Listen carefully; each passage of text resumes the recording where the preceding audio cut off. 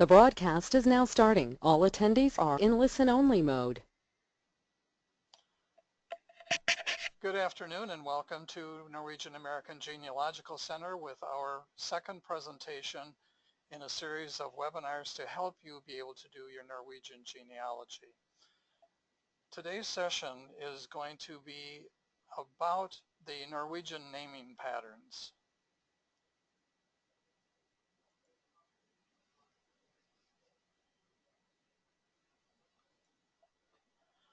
And as always, we start the day with a cartoon.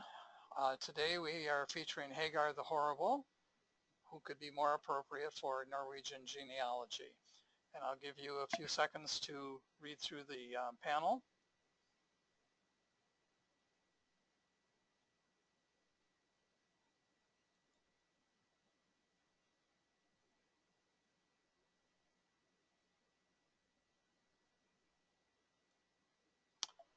And I think this is most common in all of genealogy. We get down to those last few people, and sometimes the story can get to be quite fascinating.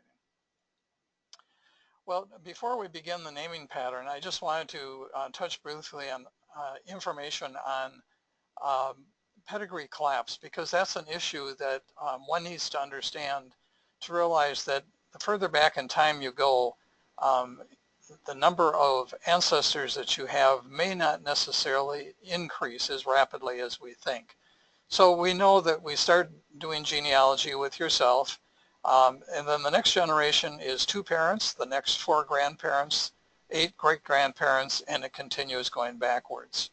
Based upon that, if one were to calculate out the number of ancestors needed in 10 generations, you would need to have 1,024 people. Now, using that formula, if you go back 40 generations, and I should mention, by the way, genealogical generations are referred to as about 20 to 25 years.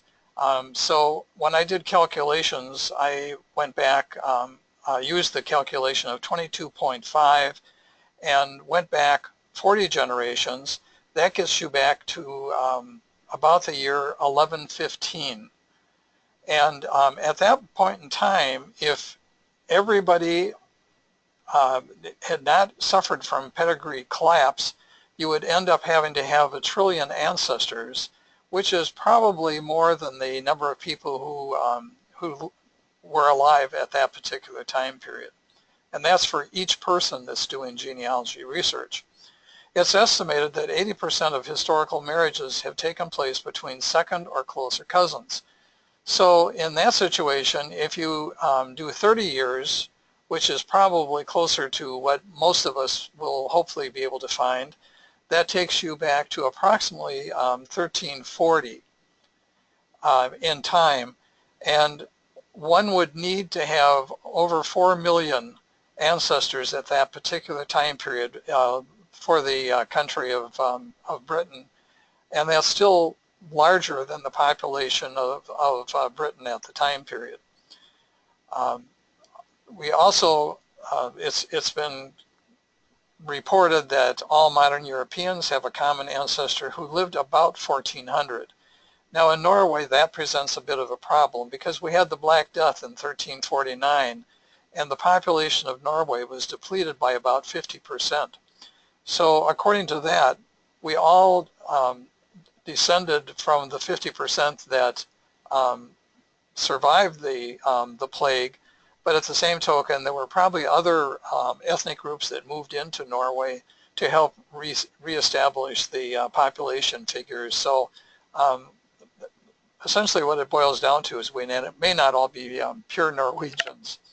Now, in my own family, my mother's parents were 3rd cousins. So going back 4 generations, you have common parents, which causes pedigree to collapse. On my father's side of the family, it happened a little further back in time. It was in my 6th great-grandparents were brothers. And that makes for some very interesting relationships in a family. My children have absolutely no interest in genealogy at the present time, with the exception of what I'm showing you at the present time.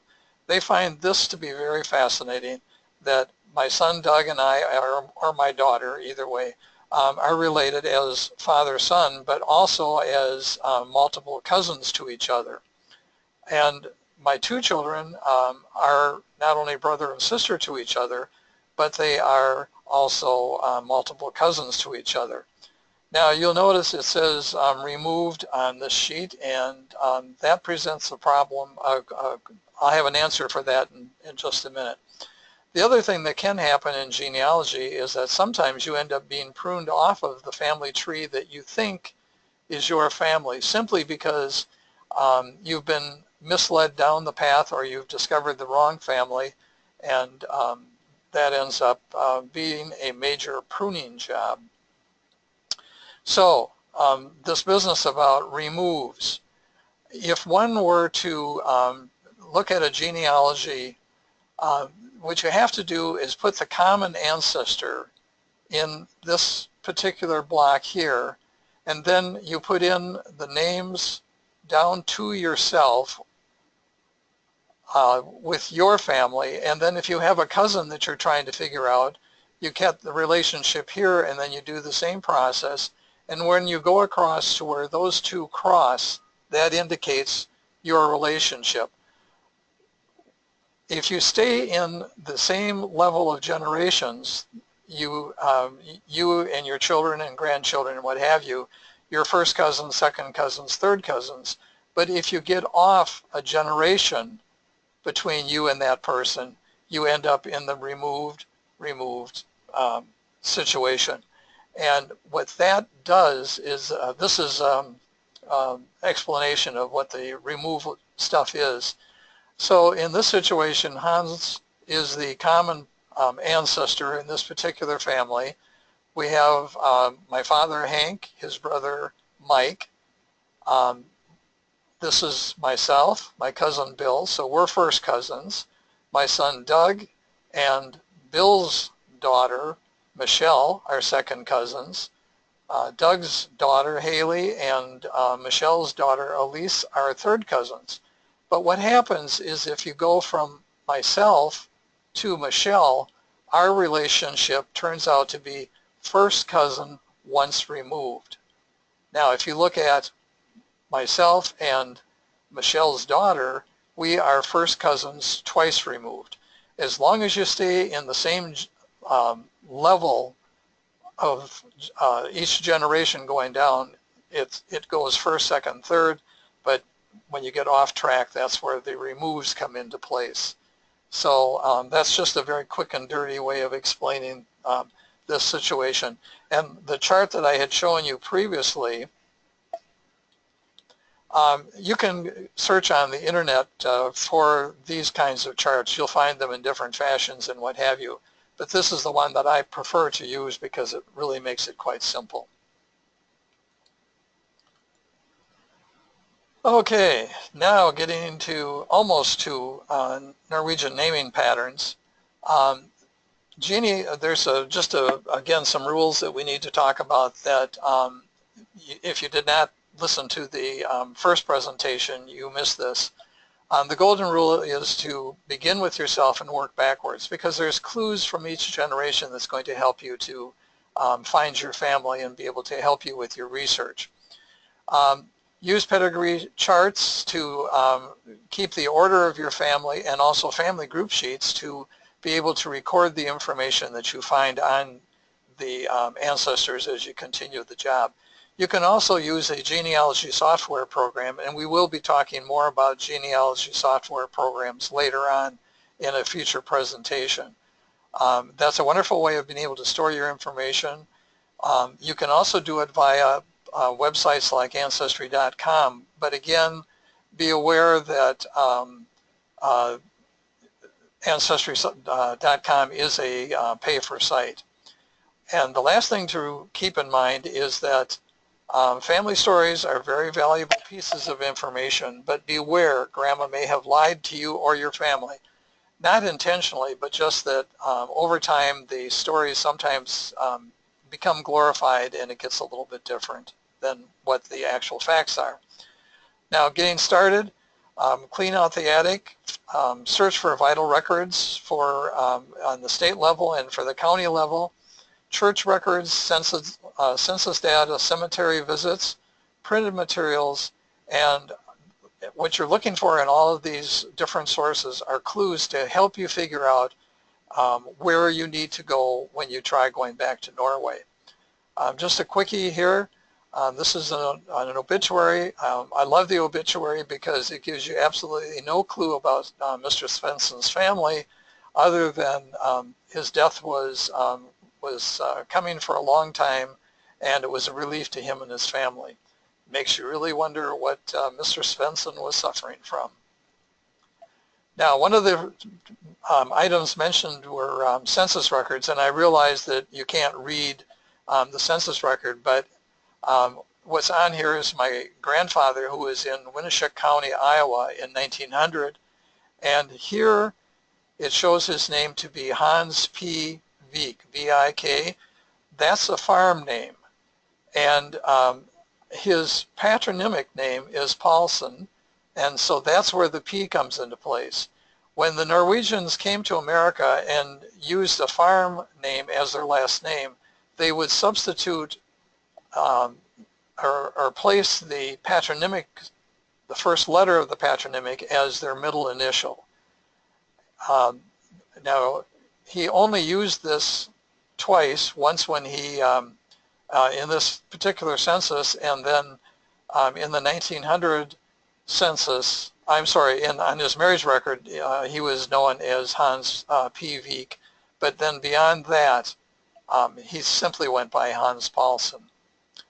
So looking at another source of information is a marriage record, and one needs to look at as many for as many places as you can to find these records. On the left-hand side, you have the information that was provided when my grandparents married, and on that particular record, she used the name Gunhild Silta, and I'll explain the difference in the names a little bit later on. On the right-hand side is the information from the church record, and so you can see there are some variations of information that may be in the church record that will give you a better chance of being able to help locate the birthplace in Norway. And in this situation, grandmother used the name Gunhild Hoyella.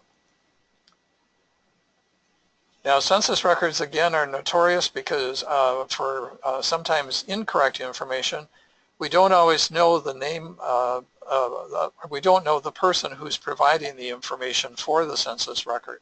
It may be a landlord, a neighbor, it could be anyone.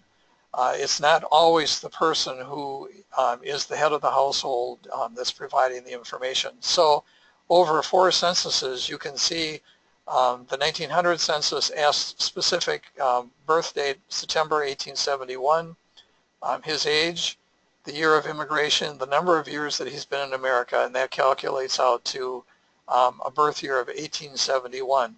1910, he now would have been born in 1867. 1920, it's 65, and in 30, it's 63. Now, the family's oral history was that the year of birth was September of 1865, and that he had immigrated to America in 1887, 1888. So while the censuses can give you clues, it's not always 100% accurate. Now, dealing with the issue of Norwegian names. Norwegian names is one of the biggest problems that we have for beginners in doing Norwegian genealogy, because in Norway they use the patronymic naming system, where the father's first name plus the word son, which in Norwegian Danish could be spelled S-E-N, S-O-N, both are acceptable. For males, the daughters would be D-A-T-T-E-R in Norwegian, and that just means daughter. So you could have a family with a son named Olsen and a daughter named Ol's daughter. Women kept their names for life, so they were born, confirmed, married, and died as Lars' daughter. Historically, they did not change their name when they married.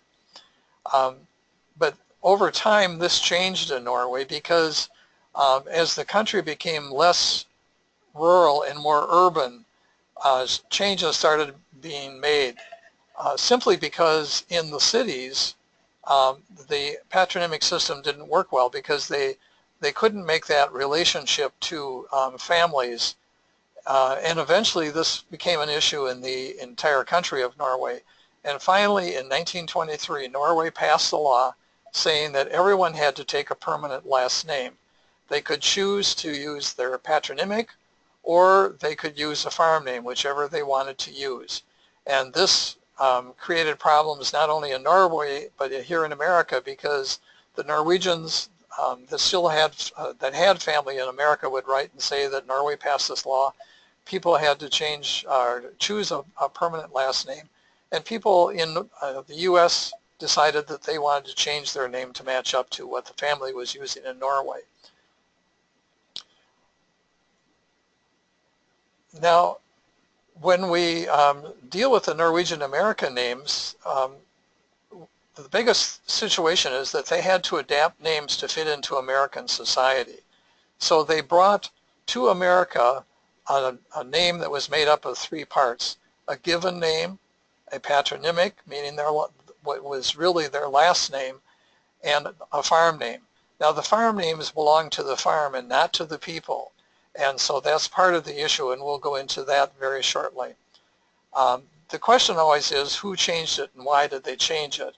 Well, we don't always know the answer to that. We do know that no one at any of the ports of arrival here in America changed the names for the people in the record keeping. It was just a matter of checking them off the ship manifest as they were processed through, example, Ellis Island or Castle Garden in New York.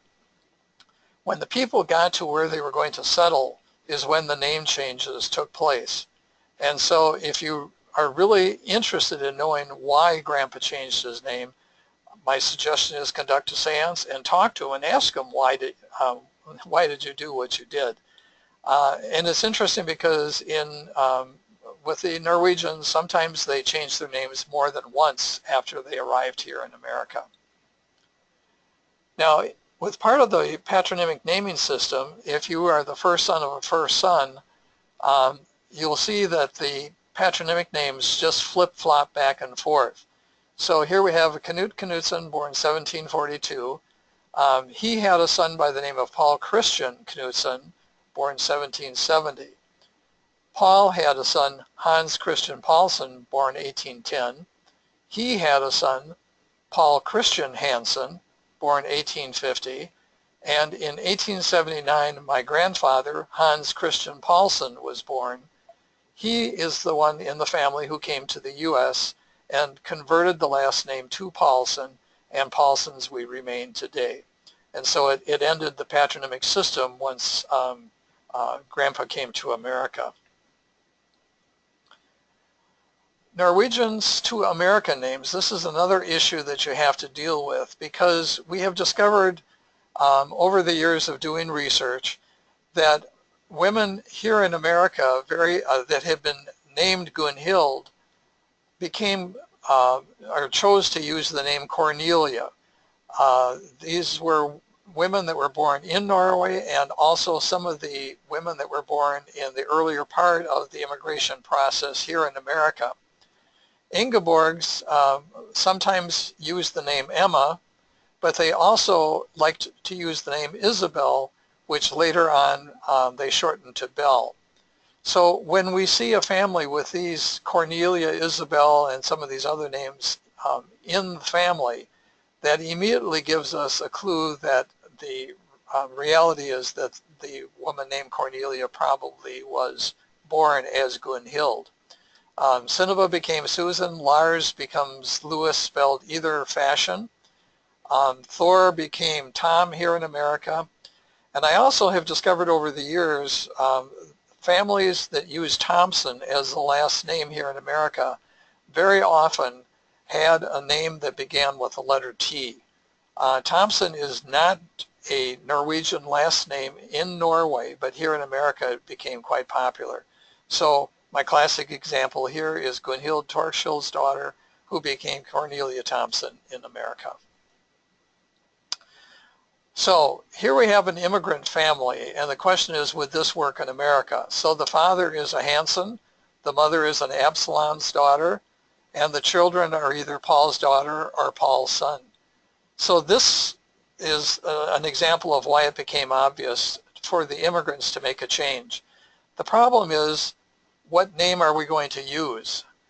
Generally speaking, they would take the patronymic of the father, but sometimes they would take the patronymic of the children, or sometimes even the patronymic of the wife when using a permanent patronymic name. Now, this whole issue of naming causes problems on both sides of the ocean. We had a group of Norwegians here a couple of years ago, and I was speaking to them, telling them about the problems that we have in researching the people that left Norway, because we know the names that they used here in America, but we don't know the name that they used, necessarily know the name that they used back in Norway. And as I was looking at the group of people, it's like all of a sudden there was expressions of, aha, they have the reverse problem.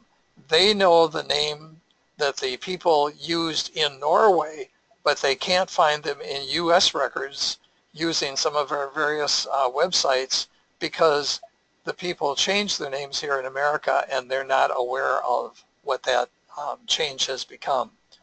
This is a good example of a Norwegian starting out through this point where you have land records.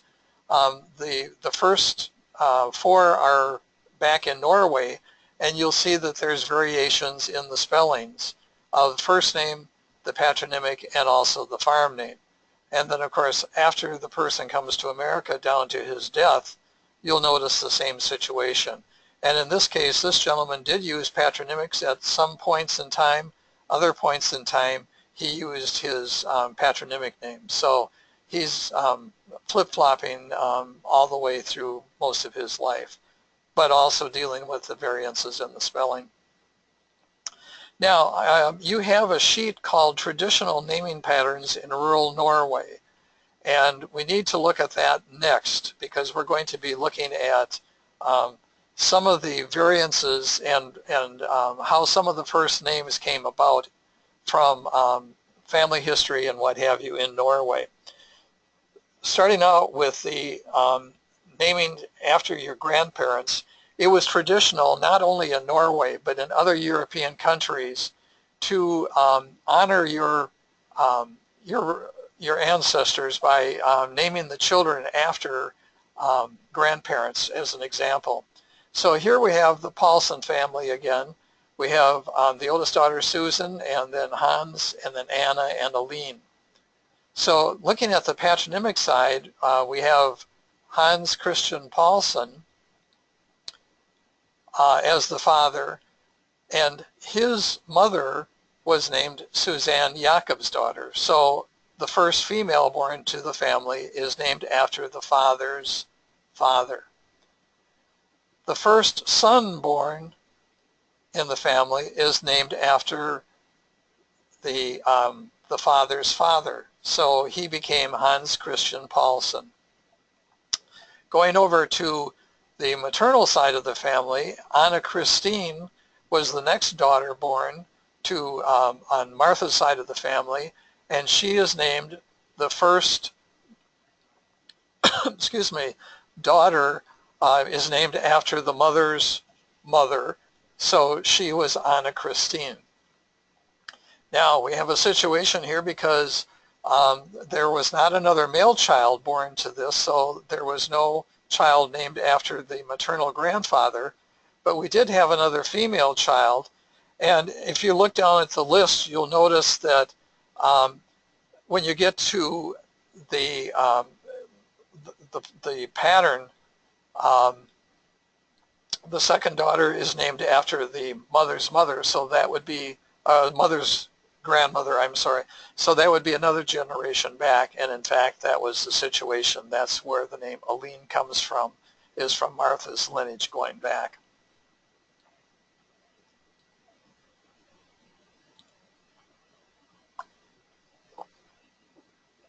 Now, in the situation of honoring the relatives, sometimes the pattern is reversed if the mother or the wife has the wealth in the family and the possible access to the farm. They reverse the order, and the first male child is then named after the mother's father, the second after the father's father, and the same with the daughters. The first daughter would be named after the mother's mother, second daughter after the father's mother. So there is a little bit of a variation in the pattern based upon honoring the the wealthier relatives, I guess would be the best way to phrase it. Okay, then the next thing you have is naming a child after the death of a same-sex child. And in this situation, the names are reused again. So in this case, I don't have the parents shown here, but these are the children that were born in a second marriage to this couple. And you come down the list here, and you'll see that there's an Elsa that died in 1758. The next female child was born in 1760, and she's given the name Elsa. That Elsa dies also in 1760, and you have a third Elsa born 1761 who also dies in 1761. Now, at this point in time, there may not have been another female child born to this couple, or the mother may have reached fertile stage, and so therefore there were no more children born, period, to the family. But you have the same situation with Ivor.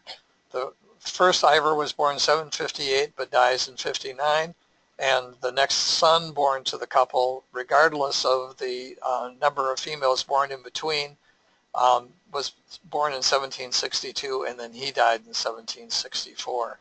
So when a child dies, the standard pattern is to automatically name the next child of the same sex with the name of the child who died. Now, naming a child after the death of a spouse. In this case, we have Ola here, who was married 3 times. His first marriage was to a woman named Marta, and they had 2 children in their marriage. She dies in 1787. He remarries to Britta in 1788, and they have a child, and she is given the name Marta after the deceased wife. Now, she dies in 1797, and Ola marries again in 1798, and the first female child that's born to this couple ends up with the name Britta after wife number 2. In this situation, sometimes they end up flip-flopping. If they don't have say for example that the father dies, the next male child would be named Ola, but if that doesn't occur, if the first child of the second marriage ends up being a female, they may feminize the female's name to match up to the husband. So there again is another possible slight variation to it. And the same thing can happen with the males. If the husband dies and the first child is a male, he is given the same name as the deceased former spouse. And the same kind of rule applies if the spouse, say for example, if the father dies before the child is born or baptized, the child is automatically given the name of the father regardless of, it doesn't go to the next marriage, it just goes to that particular father of the child. Okay, naming, situation with 2 children in a family with the same name. If you go down the list of Ola and Sinova here, you'll see that they have a Magdalene DE and a Magdalene DY. it's very possible that Ola and Synova's mothers were both named Magdalene, and that's why you end up with 2 children in the family. And this will explain it a little bit more. Ole the Elder is sometimes referred to, especially in the Bygde books, as Stor Ola, and in Norwegian it's Den Eldre, which means that's where the DE comes from. So in this case we have Ole Salvason, the son of Salva Olsen and Martha Olsdottir, and you go back a generation, and here the paternal line, the grandfather is Ole Larsen coming over on the mother's side. The maternal grandfather is Ole Olsen. And so you name 2 children if that's the situation in the same family. And the younger is referred to as, in common talk, it would be referred to as Lilla Ola, meaning the little Ole. Now, if you have a situation with an illegitimate birth, we need to just quickly mention that. If it's a son that's born, and the father denies being the father of the child is automatically given the father's name as a punishment to the father for not admitting that, that he's the father. If it's a daughter, the daughter is named for someone on the mother's family, or it could be a female version of the father's name, again as a punishment to the father. And so that's where names like Hansina and Larsina, names that are male but with a female annotation to it to make it into the feminine form. Now, if your family comes to America and doesn't use a patronymic system name, but uses a farm name, we then have the situation of examples of farm names that can be used here in America. And essentially what it boils down to is anything that doesn't end in S-O-N or S-E-N is usually a farm name. And so you will find names that end with the following: Stad, Rud, Land, Dahl being spelled either D-A-H-L or D-A-L, Gard, Heim, or Berg. Anything that ends with those endings is definitely a farm name.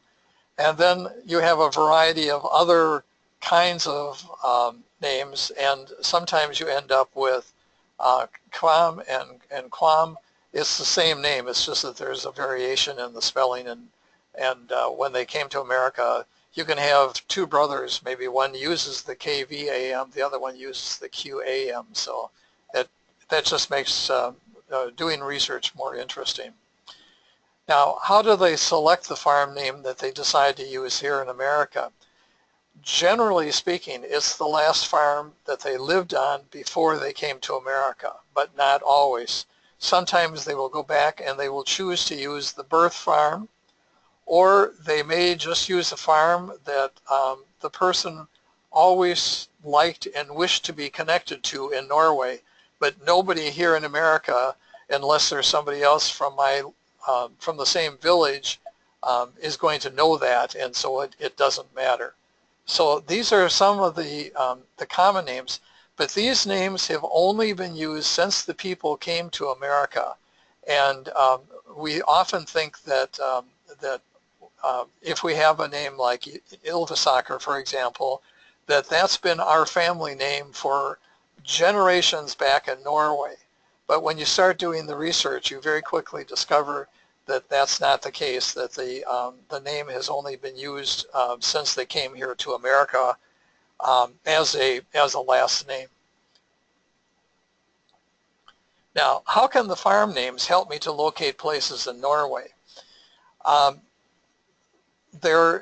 Again, this is the marriage record, and the civil record, because the clerk at the courthouse spoke English and probably couldn't spell in Norwegian.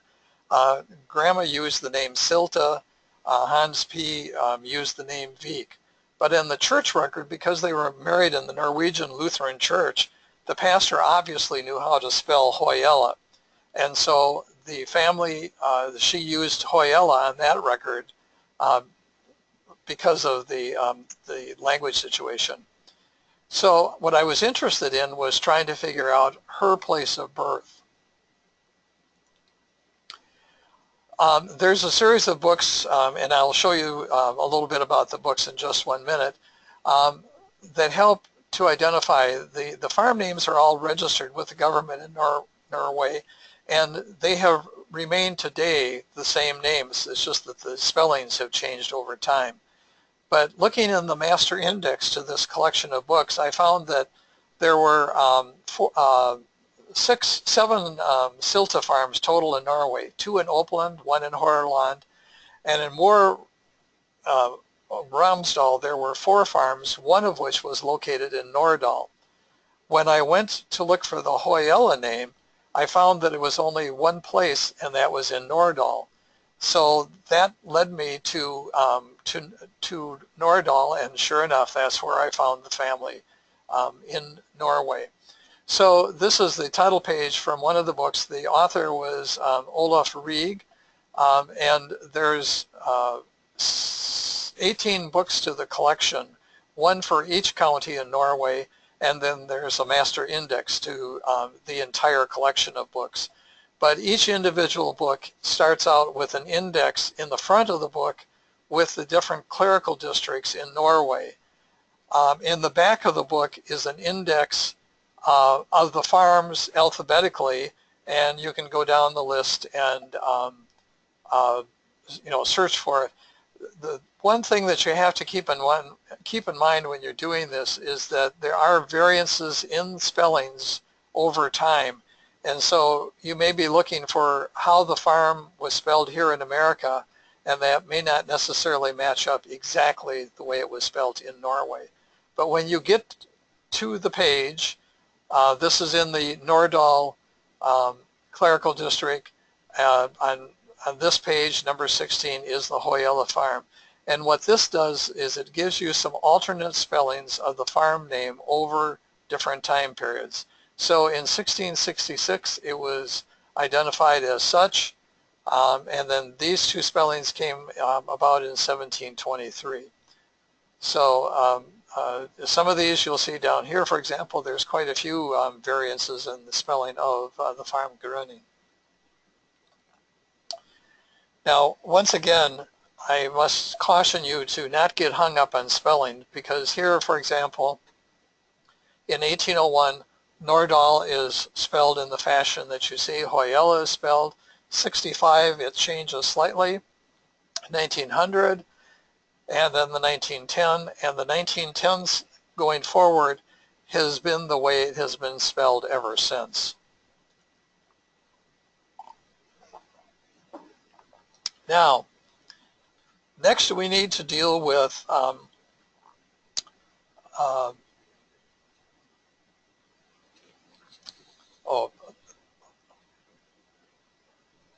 going back to your handout again, dealing with the traditional naming before 1900. Historically, Norway used a variety of names for their children. In earlier times, they used mythology. So you have the Thor, and you have Olaf, names from mythology and what have you. Then after Christianity was introduced to Norway, we went through a very long time period of using Christian names. So you have the Matthias, and you have the Johannes, the Annas, the Marys, all of those kinds of names. And then in today's world, you have a variety of different names that can be used. Okay, so moving on. We have a bit of a problem in Norwegian because of variances in spelling and also in the language. Prior to, well, from 1450 to 1500 approximately, and prior to that, they used the Old Norse. language. There really wasn't much of a written language up to that point, but if you go to Iceland, you will hear the Old Norse being spoken. Starting in 1524 until 1814, there was a political union with Denmark, and Danish was the written language for both countries. In Norway, they spoke Norwegian or a version of Norwegian, but unfortunately the written language was Danish. Starting in the early 1800s, we have two written and spoken languages, and this is particularly true after the break from Denmark and our attachment to Sweden.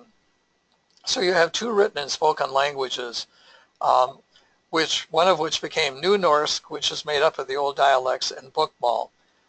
Both Bokmål and New Norse are taught in the schools and used in Norway for publishing and television.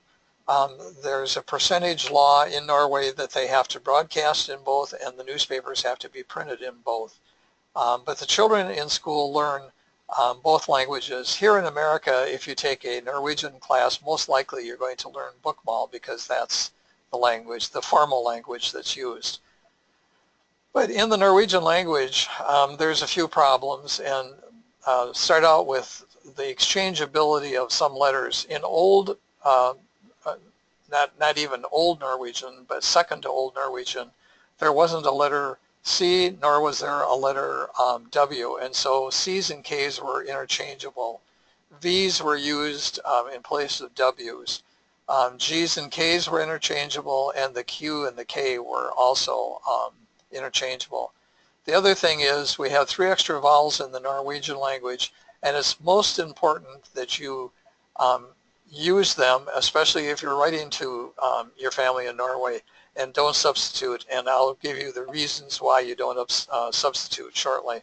The vowels may change. For example, Siver and Seaver, it's the same name, it's just a variant in the spelling. Same thing with double and single consonants. So you can have A-N-N-E and also A-N-E. It's the same name, but just a variant in the spelling. Words with, oops, sorry, got off kilter there. Double N's or L's in a word also can be changed. So you have kvinna, and that can be changed to kvinda. Kvinda, which is means a woman, but you'll see it written, especially in the church books, in both fashions.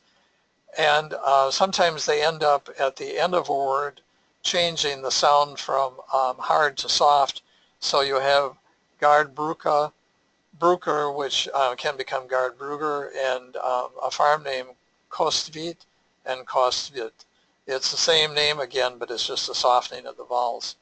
So in Norwegian we have what we call minimal pairing, and this is the word with the sound or letter in it, and this is the word without, in other words, just the standard O. And you can see it makes a very big difference between the two. My most wonderful classic example is this. So if you write to your relatives in Norway and say Grandma's having trouble with her hearing, but you spell it H-O-R-E, you may not hear from your relatives.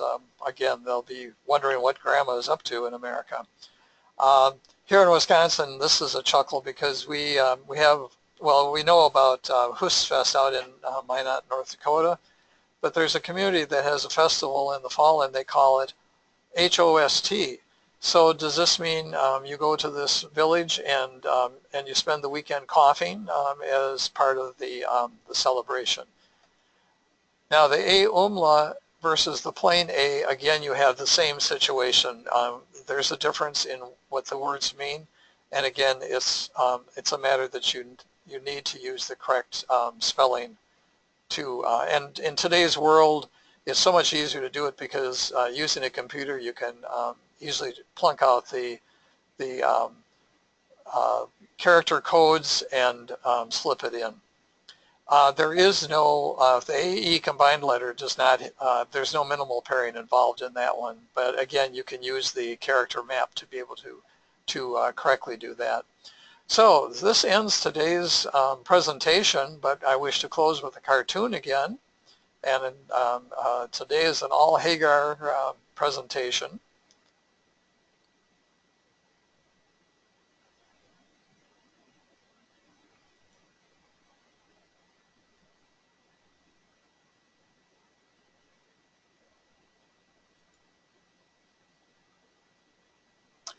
And Hagar is explaining why sometimes it's difficult to figure out who's who in Norway because of the commonality of the names and what have you.